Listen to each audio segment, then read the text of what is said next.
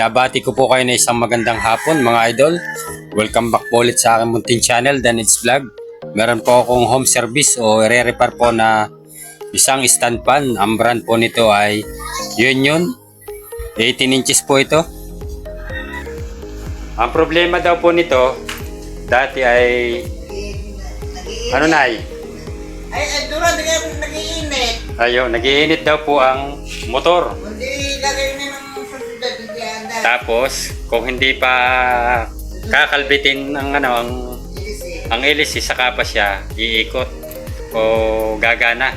Bago nag-iinit na. Ayun po ang nito, ang problema. Nag-iinit daw po, sabi ng aking suki o ng aking customer na si Nanay.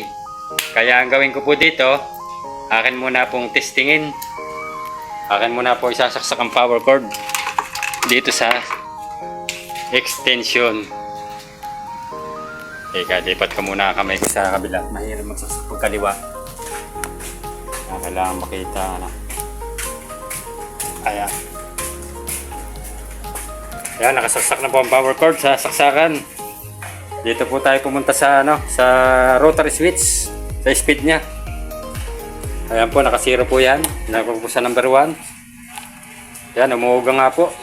Umuugong ang kanyang motor.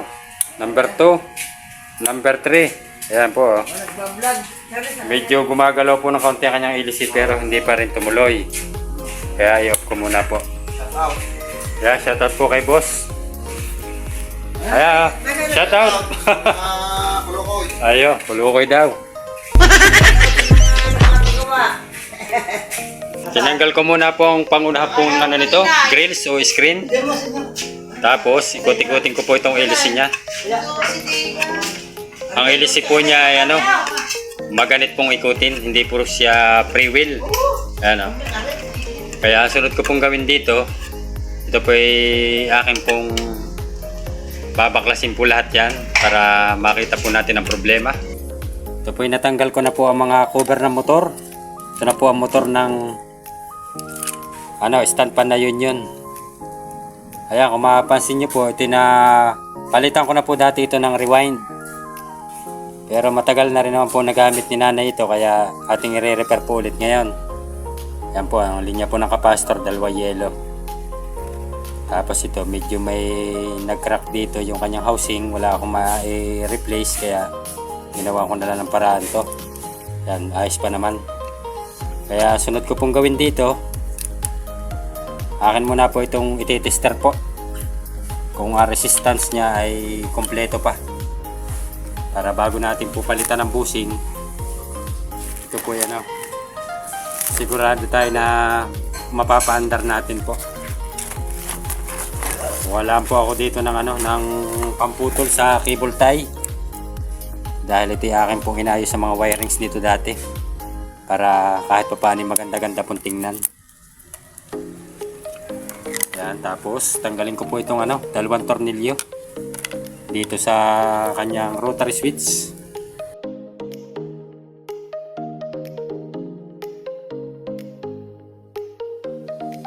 Yan, tapos sunod ko po itong itong tornilyo po sa capacitor. Isang tornilyo. Yan, tapos tatanggalan ko lang po ito ng electrical tape. Yan, natanggal ko na po electrical tape sa linya po ng capacitor. Tanggalin ko na po ang connection nito para matester ko po ito. Dahil ito aking pinulupot lang po. Yan, ang ginamit po dito capacitor ay 2UF po ito. Tapos ang itester ko muna po itong itong linya po ng capacitor, dalawa. Yan, tusok ko po ang dalawang test probe dito. Tingnan po natin kung may reading po. Ayan, okay po. May reading ang linya po ng capacitor. Ibig sabihin, good pa po ang motor. Tapos, dito po sa sa power cord po. Dahil ito na may ugong kanina. Kaya ito po ang aking, dito ko po ilagay ang dalawang test probe. Yan. Tapos, pihitin ko po dito ang rotary switch sa number 1. Yan, meron pong reading. Number 2, meron pa rin. Number 3, okay. Good po ang motor pa po nito. Dahil ang resistance po ng linya po ng capacitor ay mas mataas po sa resistance po ng speed niya na 1, 2, 3. Kaya goods na goods pa po ang ano nito, ang motor. Kaya lang po yan nagiinit gawa ng ano po, ang kanyang bushing shafting po ay nag-i-stack up. Dahil ang common problem po nito ay natutuyan po ito ng langis, tapos napapasukan po ang bushing shafting po ng ano, ng mga alikabok.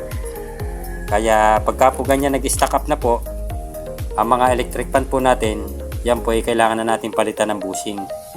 Tapos tingnan po natin ang shafting pagka nabaklas po natin kung ang kanya po bang ano ay hindi masyado pong maraming groove. Pagka malalim na at marami na pong guhit-guhit, pinapalitan din po ng shafting. Kaya malalaman po natin ito pagka binaklas ko po ito. So yan, na-confirm na po natin na good po ang motor. Ang sunod na po natin gawin ay baklasin ko na po itong 4 na tornilyo ng housing ng motor, 1 tornilyo sa swing arm. Tapos ano nga pala po, start ko muna pala ang capacitor. Dahil ito naman pong ganitong brand, matibay po ito ang capacitor. Kaya ito po lagi ang aking binibili na ngayon. Dahil ito po yung 2UF, ayan o. Goods na goods pa ang capacitor. So nga pala po yung nabaklas ko na po. At pasensya na po kahit hindi ko na po ipinakita para mabilis po ang ating ano nito, paggagawa. So ayan, ito po ang rewind ng ano, stand pan na ikinabit ko po dito. Ayan, ang gagawin ko na po dito sunod, lilinisin ko po ito ng brush yung mga alikabok. Tapos yung bushing niya, dalawa, papalitan ko na po dahil kita naman po ang ebidensya na ayan o, ang kanya shafting po ay nagkulay kalawang na po. Ibig sabihin nag-i-stack up na po yan. Ayan o, ito po ang gagawin ko po dito. Ito po ililinisin ko ng liha na 1000. Tapos yung mga alikabok na tatanggalin natin para yung mga kaunti po mga groove ay ating mapakinis. Tapos itong dalawang bushing, papalitan ko po ito ng 2 bago.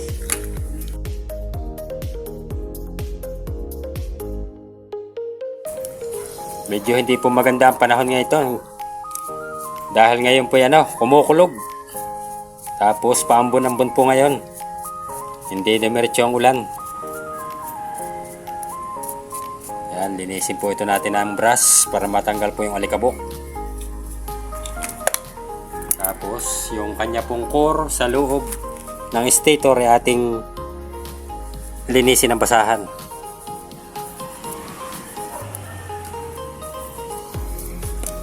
Para yung mga alikabok pong pumasok dito ay matanggal. Para pagka po nagawa natin, maganda po ang pag-ikot ng electric pan na ito.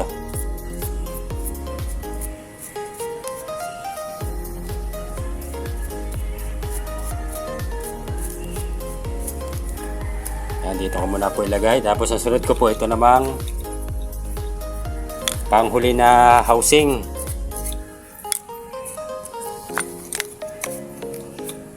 Brushing ko rin muna po ito. Tanggalin natin ang alikabok. Yan, tapos sa sunod ko pong gawin, ito pong lock ng bushing na yan sa ibabaw, akin po itong sikwatin ng flat screw. Ganyan lang po yan Ito yung dinoblihan ko dati kaya maganit yan Dalawa po ang nilagay kong paibabaw po dahil malambot po itong mga lata na ganito. Tapos may isang flower lock. Ayun. Ito po ang bushing na ating papalitan. Lagay ko muna dito. Tapos kung mapapansin nyo po, ang ginamit ko po dito ang panlagay na foam, ito po yan bulak. Ayan Dahil po ang mga electric fan po ngayon, mga bagong labas po, ay kulang po sa foam.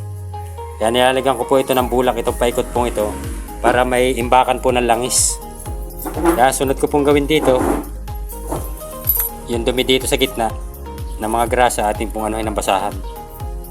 Tapos kukuha po ako ng isang bushing na bago. Yan, dalawa na po ang inilabas ko pong bushing. para panlagay ko po sa likod at sa harap po, dalawa ito. Ito po isa ilagay ko po dito sa housing ng panghuli. Yun, tapos yung mga bulak na inilagay ko pong mga nalaglag, ilagay ko po ulit dito sa paikot niya.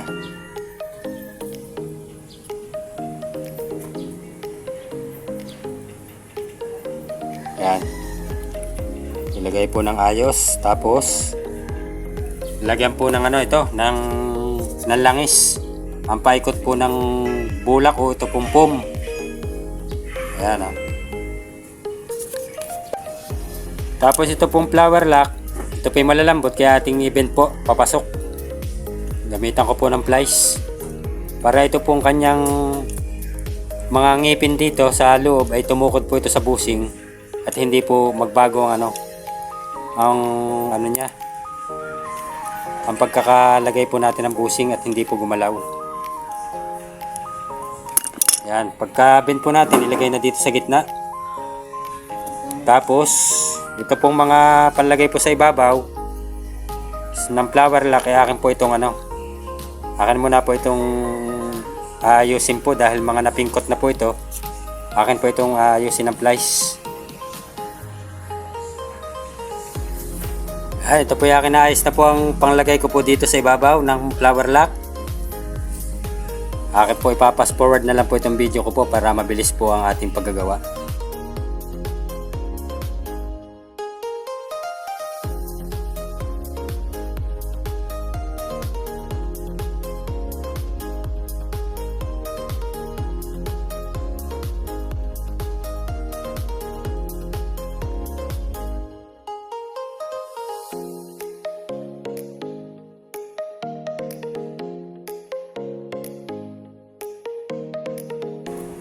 Nalagyan ko na po ng lock itong busing. Ayan o. Hindi po gumagalaw ang busing niya. Ayos po ito. Tapos lagyan ko na po ito ng langis. Itong loob po ng busing. Para may nakabang na po ditong langis. Tapos ang sunod ko pong gawin na dito, ito pong pangunahan, papalitan ko rin po ito. Hindi ko na po ito ipapakita. Balikan ko na lang po kay mamaya pagka natapos ko po itong palitan ng busing. Ayan, nakatapos na po ako magpalit po ng busing dito sa pangunang housing po ng motor. Kaya nagdalawa na po ang pinalitan ko po dito ang busing. Ayan o. Tapos ang sunod ko pong gawin, lilinisin ko po itong itong shafting niya. Ito po ililihain ko po ng ng pino na liha na 1,000. Kung mapapansin nyo po, itong kanyang cooler pan spacer na may bilog po dito, ito po pinutol ko na po. Ginanya ko na lang po yung panguna dito. Para hindi po ito sumabit dito sa windings niya. Ito. Dahil minsan po ito pa rin ang nagiging problema po pag nasabitan po nung cooler pan spacer ang windings. Kaya ito po yung aking pinutol na. So yan, akin po lilihain lang po ito.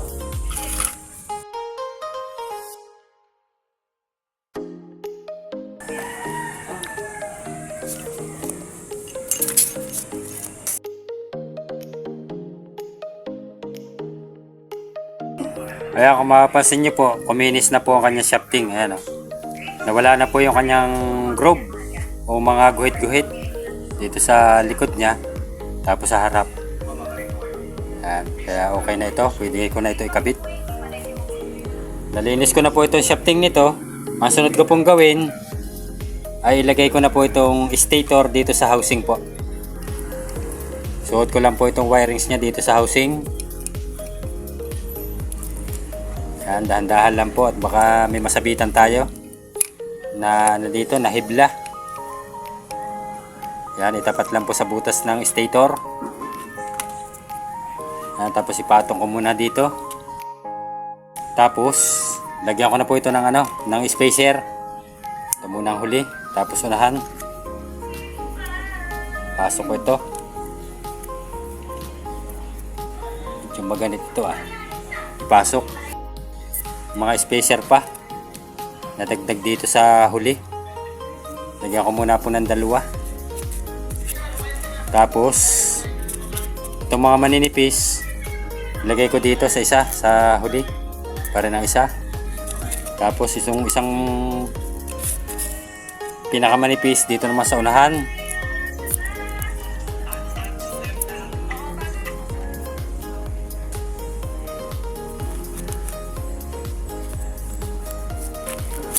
Tapos lagyan ko po ito ng langis, itong shafting sa huli. Tapos ganun din itong unahan. Tapos ilagay ko po dito sa gitna po ng stator. Pasok ko na po. Isalpa ko na po ito dito.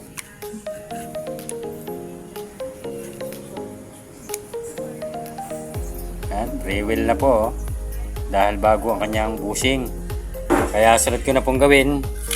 Ilagay ko po itong pang-unahang housing. Isalpa ko na po ito. Ilan pang kondisyon? Tapos, pukpukin ko po ng plies dito para ma-align po.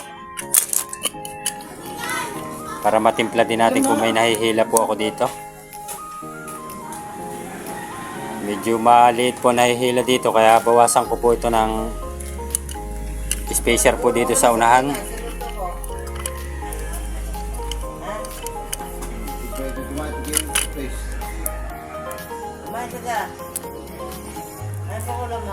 Parang iisa na ito kaya sa huli po ako magbabawas na spacer. Bawasan ko po ng ano dito yung manipis. Ito isang manipis na spacer. Ilagay ko ito sa makapal. Tapos pasok ko ito dito ulit. Salpak ulit. Lagyan ulit ng langis.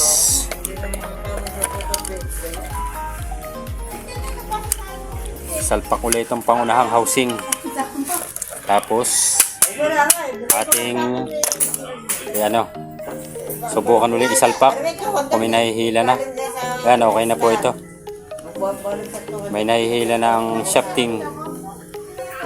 Ano ibig sabihin, maganda na po ang ano nito, ang pagkakatimpla po na spacer para makaplay po ang bushing shafting niya.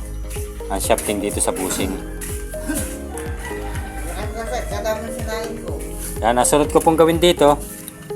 Lalagyan ko na po ng 4 na tornilyo po itong paikot po nito ng housing. Balikan ko na lang po kayo mamaya pagka nalagyan ko na po ng tornilyo. Yan, na-assemble ko na po ito. Nalagyan ko na po ng mga tornilyo po na 4 ang housing ng motor tapos yung gearbox.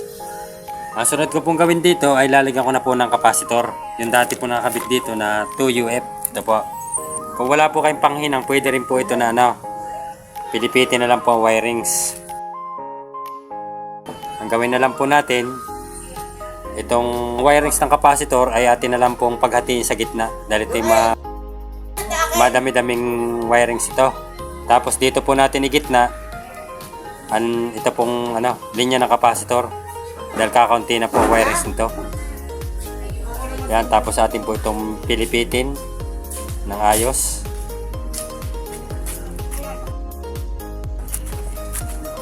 Yan, napilipid na po. Tapos ari namang isa.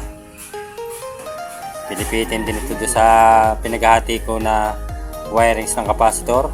Nung ko po yung nilagay sa gitna. Sa mga wala pong panghinang, pwede rin po ang ganito. Basta ayos lang po ang pagkakapilipid po ng wirings para hindi po matanggal. Ang sunod ko na pong gawin dito, lagyan ko na po ito ng electrical tape. Itong dalawa na ito. Balikan ko na lang po kayo pagka nalagyan ko na po ito ng electrical tape. Naikabit ko na po yung yung capacitor. Yan po, dito ko na po ipinuwesto dahil dito ko pala ito dati inilagay.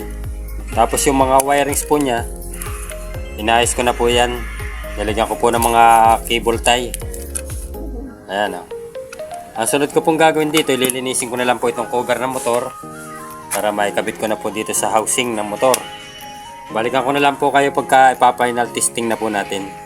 Na-assemble ko na po lahat yan. Ang sunod ko pong gawin dito ay aking final testing na. Yan, nakasaksak na po ang power cord sa saksakan. Dito tayo po sa rotary switch sa speed sa number 1. Yan, umikot po agad Yan, at saka nagsuswing din po. Steady muna tapos swing. Tapos speed sa number 2. Lagay na natin. Yan, lumakas na siya. Maganda na ang tunog ng kanyang motor. Kanina ay ugong lang po.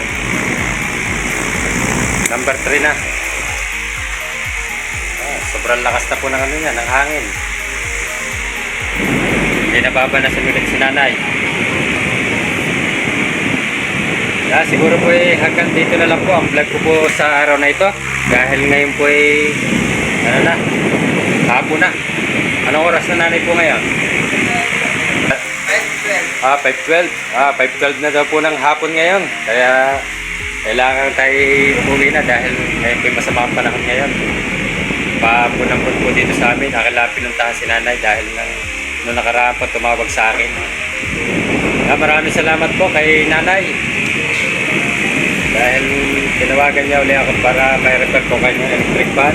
Kung may natutunan po kayo at nagustuhan niyo po ang vlog na binahagi ko po sa inyo, baka pwede ko pong hilingin ninyo pag-like, pag-subscribe at pakipindot na rin po ng notification bell at ilagay mo sa all para lagi po kayong updated sa mga bago ko pong video na i-upload.